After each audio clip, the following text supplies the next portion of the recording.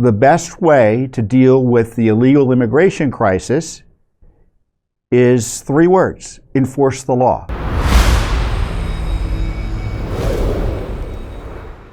First up, though, is the crisis, the Biden border crisis, which is, I think, kind of really, maybe, I hate to use this phrase because everyone in Washington likes to say inflection point, right? Where maybe this week things have changed, maybe for the better in terms of the border debate, where things didn't seem to be moving one way or the other in terms of addressing the crisis caused solely by President Biden's refusal to enforce and apply immigration law. I've said it once, and I'll say it again. The best way to deal with the illegal immigration crisis is 3 words: enforce the law. We don't need new laws.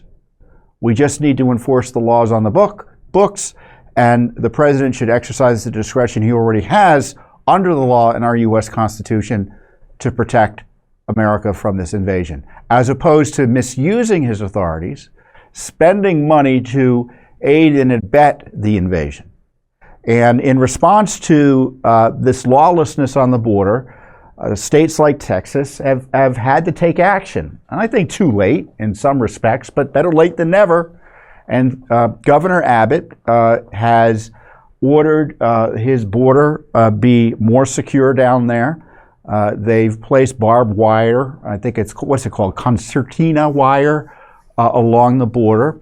And the Biden administration erupted because they want an open border. They don't want the states to provide barriers and protect themselves from the invasion because they're on the side of the invaders. They want these folks to come across the border, and then they use your money to move them into your hometown or to big cities across America. And so there had been a big legal fight that was going on in Texas and then in the Fifth Circuit, which is the federal circuit of the appellate judges that oversees Texas. And the feds have been winning more or less, if I recall correctly. And so they issued this injunction that allowed the Biden administration to come in and cut the wire to enable further the invasion. And the Supreme Court was asked to intervene by Texas, and the Supreme Court refused to by a vote of 5-4. It was a decision that was, that had had no explanation as to why the Supreme Court didn't want to intervene here, but it was 5-4. Amy Coney Barrett and Chief Justice Roberts joined the 3 liberals to essentially allow the federal government to come in and cut the wire. Now, what does it mean for Texas? Although the Supreme Court didn't say what its views were on the merits, it was just about whether there'd be an injunction stopping the government from the Biden regime from doing what they wanted to do. But certainly it doesn't augur well for this fight in the future before the Supreme Court. Now specifically, Texas has said they're still going to, keep on trying to protect themselves under the Constitution and such. And I'll get there. I'll discuss that a little bit more. But in the meantime, the left is going crazy because they've been exposed as a result of the Supreme Court decision. So this was an adverse decision for those of us who want the border secure. And I don't think I need to, for practical purposes, get into the debate of whether it was right or not, whether there should have been an injunction. All I know is that Kavanaugh, Gorsuch, Alito, and Thomas were on the side of those who thought the federal government shouldn't be able to cut the wire as this case was pending. And to me, I don't know about you, but when Justice Thomas and Justice Alito in the least are on the side of an issue, you can reliably count me on the side of wherever they are. And so now there's a big debate, right? What's going to happen in Texas? And in response, I keep on calling him Speaker Abbott. He's not Speaker Abbott. He's Governor Abbott, issued a statement as to where he is on this. Let's get the statement out here. Stated January 24th, the federal government has broken the compact between the United States and the states. The executive branch of the United States has a constitutional duty to enforce federal laws protecting states, including immigration laws on the books right now. President Biden has refused to enforce these laws and has even violated them. The result is that he's smashed records for illegal immigration. Despite having been put on notice in a series of letters, one of which I delivered to him by hand, President Biden has ignored Texas's demand that he perform his constitutional duties. President Biden has violated his oath to faithfully execute immigration laws enacted by Congress. Instead of prosecuting immigrants for the federal crime of illegal entry, President Biden has sent his lawyers into federal courts to sue Texas for taking action to secure the border. President Biden has instructed his agencies to ignore federal statutes that mandate the detention of illegal immigrants. The effect is to illegally allow their en masse parole into the United States, meaning they just get let into the country. By wasting taxpayer dollars to tear open Texas's border security infrastructure, Biden has enticed illegal immigrants away from the 28 legal entry points along the state's southern border, bridges where no one drowns. They're safer to cross there too, and into the dangerous waters of the Rio Grande. Under President Biden's lawless border policies, more than 6 million illegal immigrants have crossed our southern border in just 3 years. It is more than the population of 33 different states in this country. This illegal refusal to protect the states has inflicted unprecedented harm on the people all across the United States. James Madison, Alexander Hamilton, and other visionaries who wrote the U.S. Constitution foresaw that the states shall not be left to the mercy of a lawless president who does nothing to stop external threats like cartels smuggling millions of illegal immigrants across the border. This is why the framers included both Article 4, Section 4, which promises that a federal government, quote, shall protect each state against invasion, and Article 1, Section 10, Clause 3, which acknowledges the state's sovereign interest in protecting their borders. And he cites a Supreme Court brief there. The failure of the Biden administration, and this is, I think, the most important part of the post here, the failure of the Biden administration to fulfill the duties imposed by Article 4, Section 4, has triggered Article 1, Clause 10, Section 10, Clause 3, which reserves to this state the right of self-defense. For these reasons, I have already declared an invasion under Article 1, Section 10, Clause 3, to invoke Texas's constitutional authority to defend and protect itself. That authority is the supreme law of the land and supersedes any federal statutes to the contrary. The Texas National Guard, the Texas Department of Public Safety, and other Texas personnel are acting on that authority, as well as state law, to secure the Texas border. So what does that mean? It means he's going to try to keep on protecting the border. And the Supreme Court decision, like no other decision, as I said, it was an adverse decision, just lighted a fire within the American public and highlighted in a dramatic fashion that this Biden administration, which is supposed to be securing the border, is taking steps to undo efforts to secure that border. And this on top of, I think, the revelations in the New Hampshire primary. I know it was Republicans, but there are a lot of independents and Democrats, as we've heard, who evidently participated in that process. And they were all polled. And I shouldn't say all of them were polled. Some were asked questions in a statistically valid way to ensure a response that speaks for the voting public, at least in New Hampshire. And the number one concern was illegal immigration. This is in New Hampshire. This isn't in Texas. This is in New Hampshire. Now, of course, they've got border issues up north that the media want to ignore as well. But the point is that illegal immigration is a major issue for the voting public.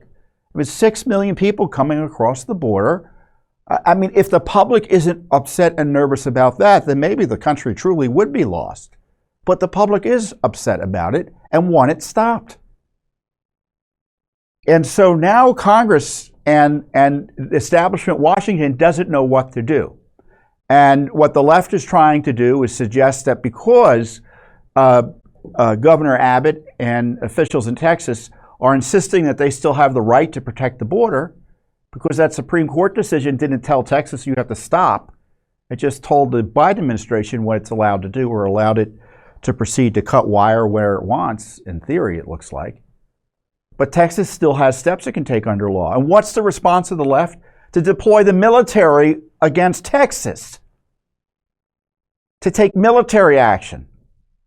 Have Biden seize the National Guard, even though Texas hasn't done anything outside the law. But this is what the left is about. They want to jail their enemies, and as soon as you object to anything they want to bring the military down on you. They're looking for a Tiananmen Square in Texas, if they had their lights. I mean, these left, and I'm telling you, this anti-American left, it will be the death of the country.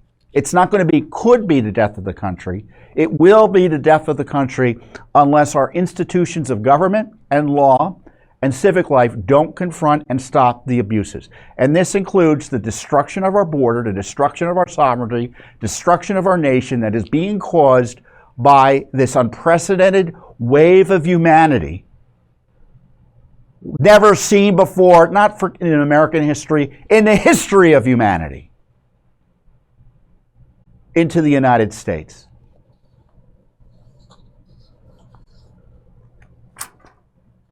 And as I highlighted, in response to the Supreme Court decision, the Supreme Court made a political decision. I think the decision not to provide relief to Texas was a political decision on the border crisis, and Americans are less safe. And Americans know they're less safe. That's why there's been this overwhelming outrage and show of public support for Texas's position.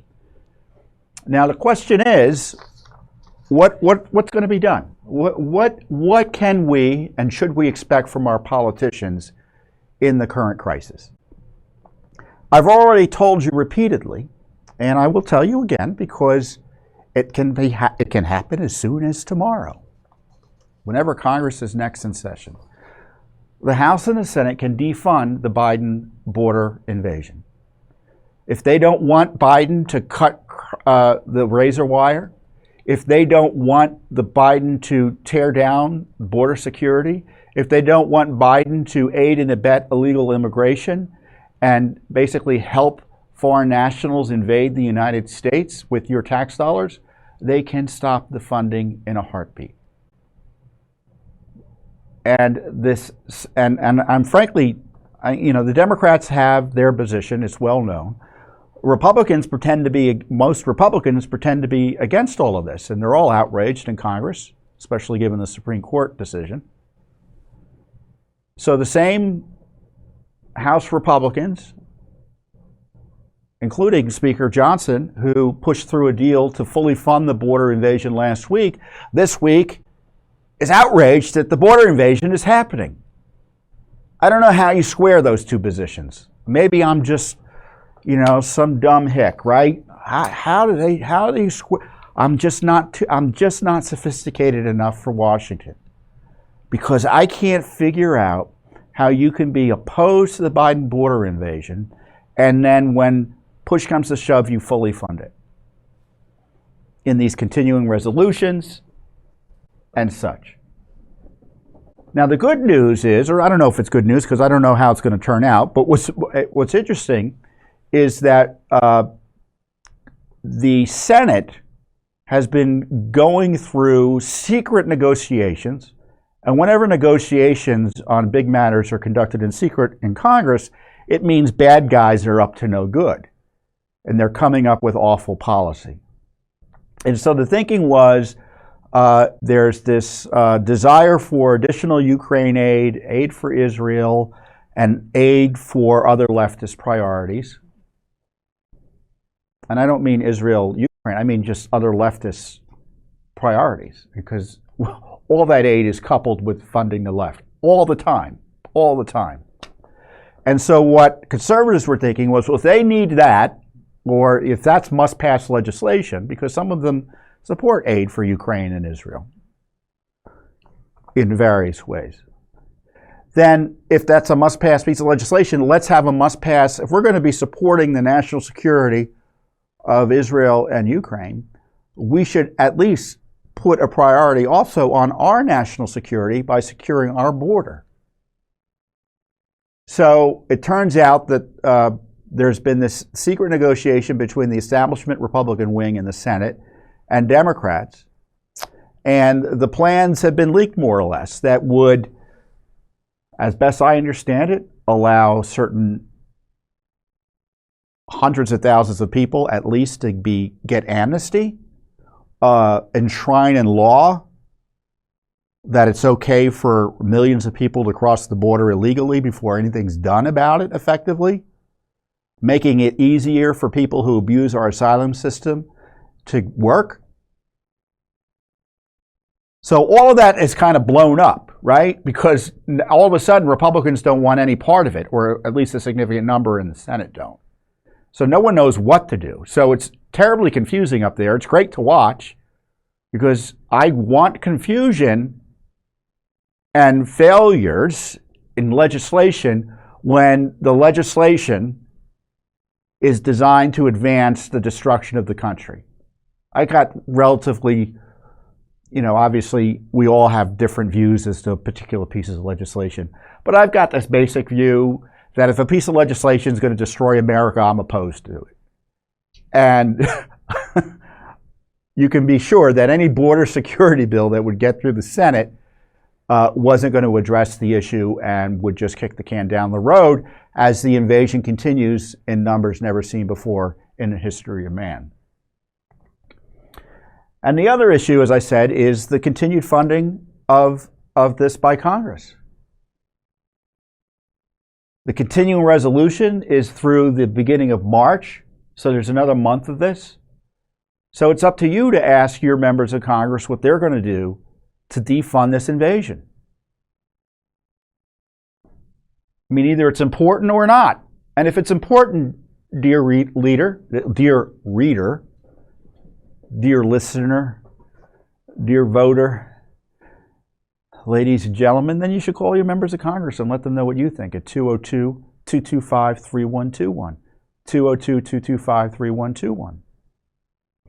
Now, but getting back to Texas, though, and what the state governor there and the state is highlighting there is what can the states do to protect their citizenry. And Governor Abbott referenced the United States Constitution and two key clauses in it. And the first clause is what is called the guarantee clause, which is that the president and the federal government have a positive obligation to guarantee a Republican form of government to the states. Now, what the argument is that you can't have a Republican form of government if you're under invasion from millions of aliens. And this is the language. The United States shall guarantee to every state in this union a Republican form of government and shall protect each of them against invasion and on application of the legislature or of the executive when the legislature cannot be convened against domestic violence. So that second part, I would submit, would require the federal government to provide troops to end the invasion.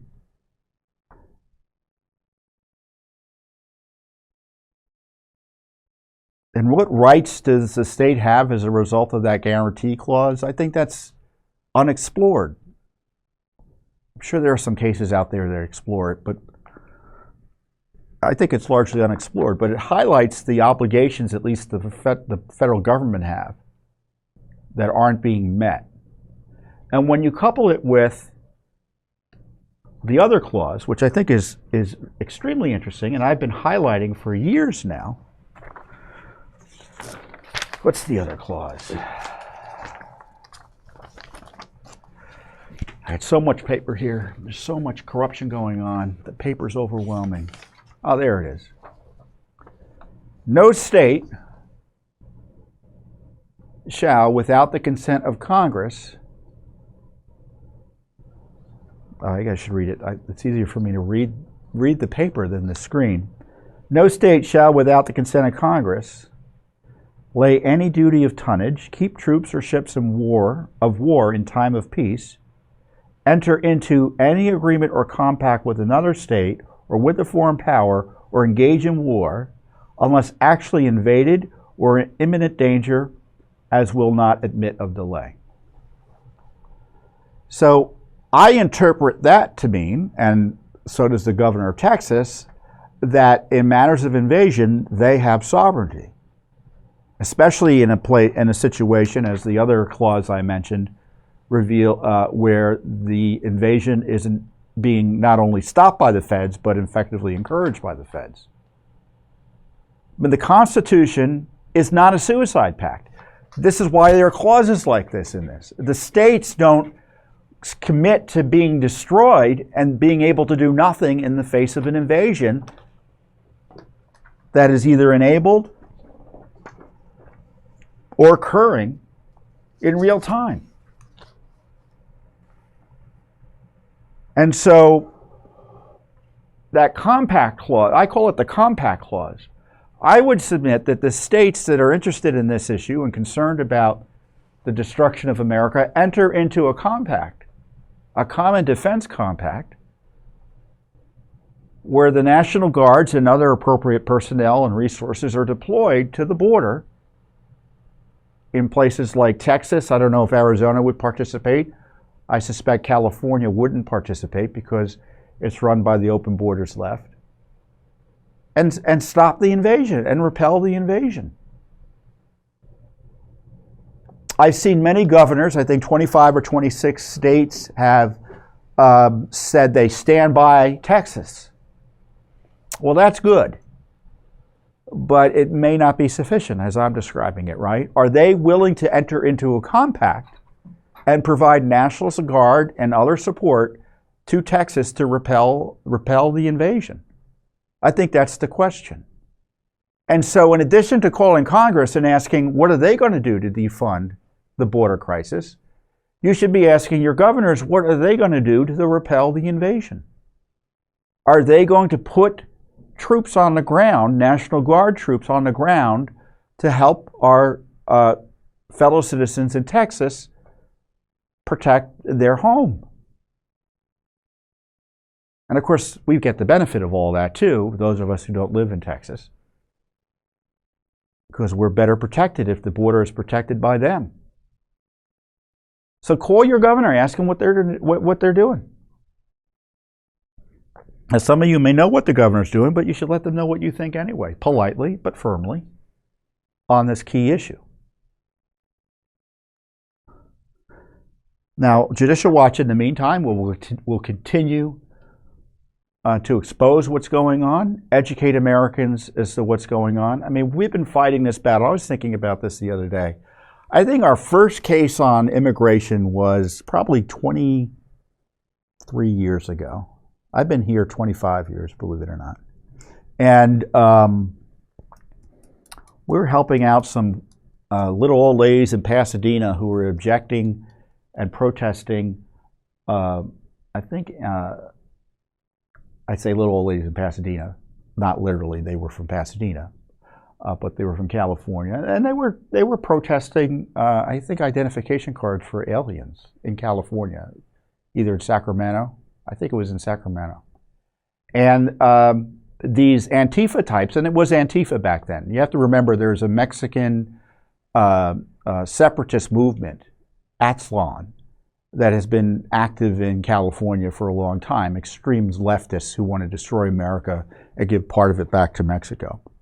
So that crowd, that extreme leftist crowd, came up and beat up these elderly folks who were, like I said, little old ladies from Pasadena, just, you know, with their signs outside the local government office. So we represented them, and since then we've tried to sue to stop sanctuary cities. We participated in these big battles in Arizona over their efforts to control and protect their state from illegal immigration. Of course, we got awful Supreme Court decisions from the court there that said that the states had to take a back seat to the federal government on all matters related to immigration. Now, I know that's not literally what they read, but that was practically what happened. So I don't know if the courts are going to be here if there's a president who's out of control like this, because they've been so deferential to the feds on these matters. And what's the other thing that can be done? Well, they can remove Biden from office. I don't understand why impeachment is including the abandonment of his oath as it respects to immigration law and this clause, as we say, to guarantee a Republican form of government to the states and to protect the border, our safety and security.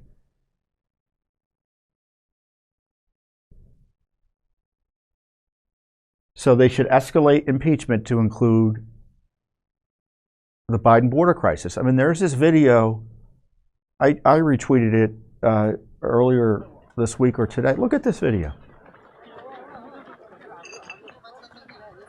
I mean, that's the United States of America where that's happening.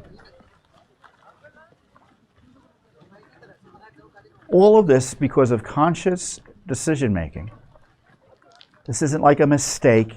This is the known results, foreseeable results of policies that are being voluntarily pursued by this president in contravention of his oath and the law. And if that type of failure to conduct yourself in office to protect America isn't impeachable, as our founders intended, because the abdication of your oath of office like this, your duties and responsibilities, I mean, you can effectively leave your office, right, in terms of the rule of law. And the impeachment's the check on that. Now, was he going to be removed by the Senate as a result of a Senate trial? I don't know, but everyone should go on record. So either this is a priority or it's not. And if it's a priority, you use every tool available to you under the Constitution to protect America. That's what I think about the border invasion. So what are your action items? Get the message out there.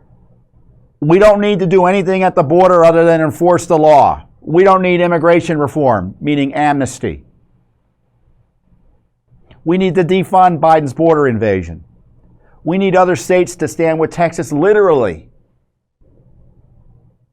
through agreements under the Constitution that protect Texas and the rest of America and the several states from invasion. Because you don't have to be on the border to be invaded if Biden is moving millions of people into your jurisdiction. So those of you up north, Biden isn't forgetting about you. He's sending aliens there, contrary to the Constitution and his oath of office. You're being invaded too. So talk to your governors, talk to Congress, defund, enforce the law, impeach Biden, and of course support Judicial Watch, because we stand with you on the rule of law, on immigration. We've been fighting this battle for decades, and we're not going to allow Republicans and Democrats, because both parties do it, to lie to you or blow smoke in your ear as to what's possible and what they can and can't do to fix the crisis. Because there are a lot of folks in this town who, if Republicans say, oh, this is what we're going to do, this is the plan, and even though they know it's not going to work, they just sign on to it because they're part of the party. That's not what we do at Judicial Watch. We're independent. So when Speaker Johnson funds a border invasion, we're going to call him out on it. When he says and does the right thing, we'll promote him. When Democrats say and do the right thing, we'll promote them. It's about protecting the country, not partisan interests. Thanks for watching.